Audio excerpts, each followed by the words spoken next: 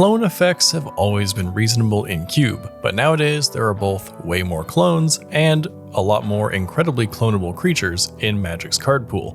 But the days of good old Clone being the best pick are pretty far in the past. Clone is a 4-mana creature that enters as a copy of any creature on the battlefield, so that's going to be our baseline for evaluating our top 10 clone effects. They basically have to be better than that.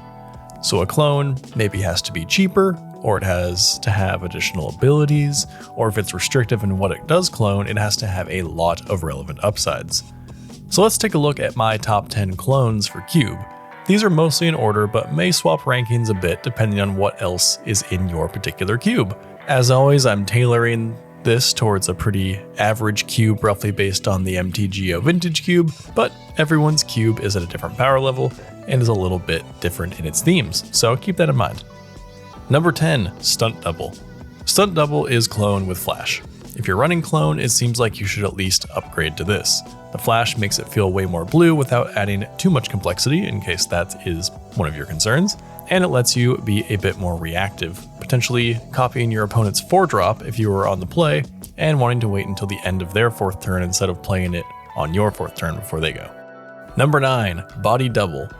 Body Double doesn't rank super high, but its ranking is going to be highly dependent on your cube. In a typical cube modeled after the MTGO Vintage Cube, this likely isn't quite as impactful as regular clone.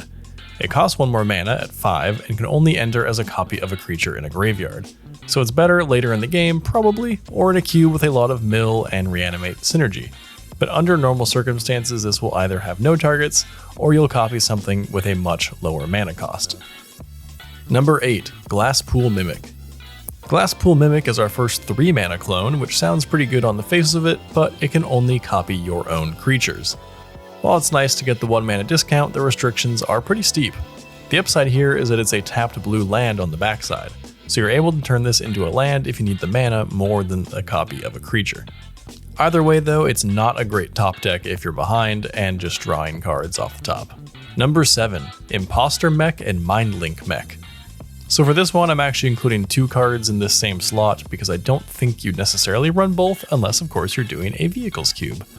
So Imposter Mech costs 2 mana and enters as a copy of a creature an opponent controls and has crew 3, while Mindlink Mech costs 3 mana, crews for 1, and when it gets crewed it becomes a copy of a creature that crewed it, except it's 4/3 and has flying.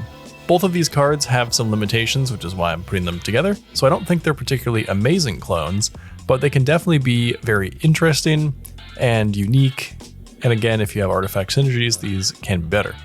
Imposter Mech can make use of an enter the battlefield effect just like all these other clones, however crewing it is going to be a chore.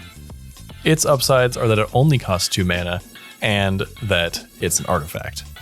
Mindlink Mech is better for a cube that has smaller creatures with attack triggers, but maybe they can't necessarily attack in all game because they're small or lack evasion as the game goes on. You could trigger Usher of the Fallen's Boast ability, or repeatedly activate Grease Wrench Goblin's Exhaust ability by turning the mech into a brand new copy of those cards each turn. Number 6, Clever Impersonator. Clever Impersonator is a 4-mana clone that can copy any non-land permanent. Pretty big upgrade over regular clone. It will probably often just be a creature, so it's going to be exactly like clone, but if there's a powerful planeswalker, enchantment, artifact, or battle on the field, then that can be very cool. That flexibility is very nice, and it can lead to some interesting choices and doubling up of effects that you wouldn't normally see. However, it ranks lower than these next couple of clones because while it is highly flexible, it doesn't do anything particularly interesting outside of that flexibility, and that flexibility is pretty limited. I don't think there are many cases where you wouldn't just copy a creature. Number 5, Spark Double. Spark Double is my personal favorite clone of mine as it can copy both creatures and planeswalkers. For 4 mana, you can copy a creature or planeswalker and it will enter with an additional +1/+1 counter or loyalty counter, which is also great. The kicker though is that the copy is not legendary, which is actually a major upside over regular clone when there are so many great legendary creatures running around in Cube right now. What's better than 1 Adeline? 2 Adelines. The flexibility is worth the 4 mana, but it gets better in a cube with a lot of planeswalkers, or legendary creatures, which mine has both, hence why it's one of my personal favorites. Number 4, Mockingbird. Mockingbird is pretty well positioned in cube right now. It costs a blue and X and enters as a copy of any creature with mana value less than or equal to the mana that you spent. Notably, it's not what you paid into X specifically, so you end up spending the same amount of mana as whatever you're copying. There are so many good 1 and 2 drops in cube at this point that most of the time you'll be likely paying less than the 4 that clone costs to copy something. But even if you copy a 5 or 6 drop, it doesn't feel that bad, since the clone has flying, which could make a big impact. You can also copy a token for just 1 mana, which is reasonably relevant. There's some good tokens out there. Number 3, Phyrexian Metamorph. Phyrexian Metamorph can enter as a copy of any artifact or creature on the battlefield, and it becomes an artifact. It also costs 4 mana, just like many of these clones. Except it doesn't cost 4 mana. The reason that this clone is good is because it's essentially colorless, thanks to the Phyrexian mana, so it can go into any deck, not just a blue one. So it's effectively a 3 mana and 2 life clone that doesn't care about having colored mana, and can copy powerful artifacts like Portal to Phyrexia or the One Ring, or any number of other useful cards in addition to all the creatures that all the clones can normally run. Number 2, Fantasmal Image. Phantasmal Image is an oldie but a goodie at this point, but it's still quite solid. At 2 mana, it enters as a copy of any creature on the battlefield, but the downside is that when it becomes a target of a spell or ability, you sacrifice it. That turns spells and abilities that wouldn't normally kill a creature into a kill spell, but hopefully you're getting value out of an enters trigger or a useful activated ability. It also can't be flickered, since doing so would cause it to sacrifice itself. For 1 and a blue, it's hard to ask for more, I suppose, but that low mana cost also makes it easy to reanimate later in the game with any number of effects that generally care about reanimating something of a certain low mana cost or power, like Sun Titan or Savine's Reclamation. I should also note that while the spell and ability thing seems like a big downside, there really aren't that many commonly played cube cards that can target your opponent's stuff with a simple ability. For example, cards like Mother of Runes target your own creatures. So most of the time, it's probably eating a removal spell that would have killed it anyways. Number 1, Flesh Duplicate. Flesh Duplicate is most likely the best clone for cube in general. It only costs 2 mana, although it is double blue, and it can copy any creature on the battlefield. So far so good. The downside is that it gains Vanishing 3, which means it enters with 3 time counters, and on your upkeep you remove 1, and when the final is removed you sacrifice it. But this is plenty of time to be impactful. You can of course get a strong enters trigger, but then you get a couple turns of attacks, which may be all you really need. Besides, if the card that you copy is strong enough, your opponent probably would have cast a removal spell on it that many turns in anyways if they had one, so it's not really all that much of a downside. The gameplay downside might be that your opponent will hold up their removal for a different threat if they're able, since the Flesh Duplicate will kill itself eventually. However, this card, unlike the Phantasmal Image, works pretty well with Flicker and also with Proliferate.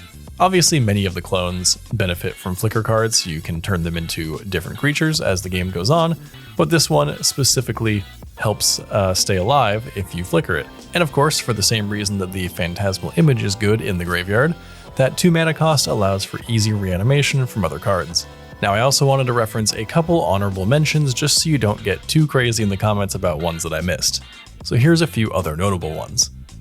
For 2 mana, Vesuvan Shapeshifter can become a copy of any creature on the battlefield each turn once you get it out. And to get it out, you're spending 5 mana total either on 1 turn or the course of 2 turns. Now, that changing ability can be really useful. That means that you miss out on end of the battlefield triggers though, so it definitely depends on what else is in your cube. Dax Duplicate is a clone that has haste and dethrone, which is pretty good honestly, but it is in 2 colors and in a color pair that would prefer instants and sorceries in most cases, so it's often not a desirable include. Undercover Operative is a clone that comes with a shield counter, which offers some additional protection, but generally it isn't exciting enough to make the cut in most cubes. Wall of Stolen Identity is more of a control clone. It enters as a copy of any creature on the battlefield, but it remains a wall with Defender, and it taps the creature that was copied for as long as you control the wall. So ideally you copy an opponent's problematic creature. There isn't really too much of a reason to copy your own unless you really need an enters trigger, but of course if you're copying your opponent's creature, you get to tap it down, which is nice, but ideally you also get a good enters trigger and maybe an activated ability if you're lucky. but short of removing it from combat, there's not really an advantage to copying something that has a really high power because you can't attack with the wall. I think the wall requires a little bit too much to go right to be super playable, but it's not bad. Altered Ego is another good clone that unfortunately suffers from being 2 colors, so it's hard to justify it. At its base, it's an uncounterable clone, but if you pay X into it, it can enter with more counters on it. Perfectly reasonable to run, but again, it's hard to justify an effect like this when the 2 color slots are already so competitive. So those are my top 10 clone effects for Cube, including a few honorable mentions. Clones are a lot of fun, and there have been some really good ones printed, especially lately. Which do you run, if any? And are there any sleeper hits that work really well in your specific cube, like how Spark Double is awesome in mine? Let me know in the comments, and let me know if you enjoyed this type of video. Subscribe to Masonzero MTG if you haven't already, and I will see you in the next one.